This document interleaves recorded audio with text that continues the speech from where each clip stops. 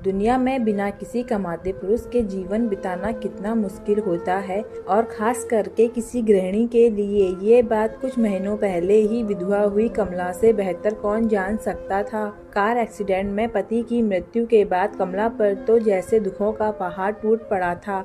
कमला को 2 बेटियां थी जिनका पालन पोषण और पढ़ाई की जिम्मेदारी अब पूरी तरह से उस पर आ चुकी थी।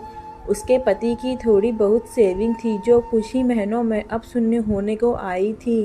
भगवान जैसे उसकी कड़ी परीक्षा लेने पर तुला था, क्योंकि ले देकर उसके पास एक ही कमाई का जरिया था जो थी उसकी गाय, पर अब वो भी बीमारी से मर चुकी थी।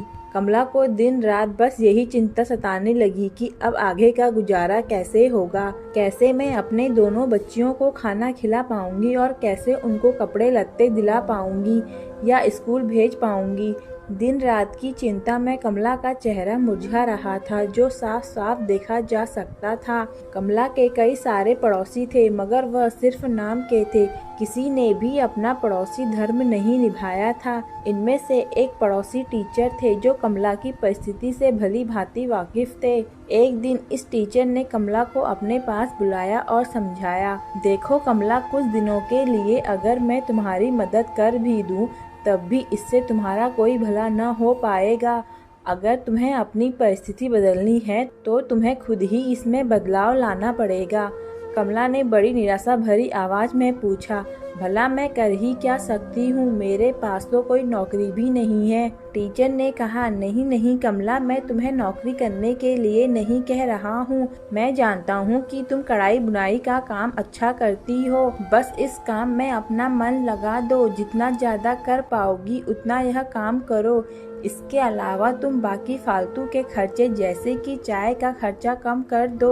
इसकी बजाय तुम लोग दलिया का पानी उबालकर पी सकते हो। इससे चाय से होने वाले नुकसान से भी बचोगे और दलिया का पानी जो सेहत के लिए अच्छा होता है, यह तुम्हें और कई बीमारियों से बचाएगा। और इस तरह से तुम थोड़ा थोड़ा पैसा बचाकर अपने लिए फिर से गाय खरीद सकती हो और अपनी रुकी हुई जीवन की गाड़ी को आगे बढ़ा सकती है। कमला को इस भले शिक्षक की बात में कुछ दम लगा। उसने वैसा ही किया जैसे इस टीचर ने उससे करने के लिए कहा था और देखते ही देखते 1 साल बीत गया। साल के अंत में कमला के पास इतने पैसे बच गए थे कि वह एक गाय खरीद सके।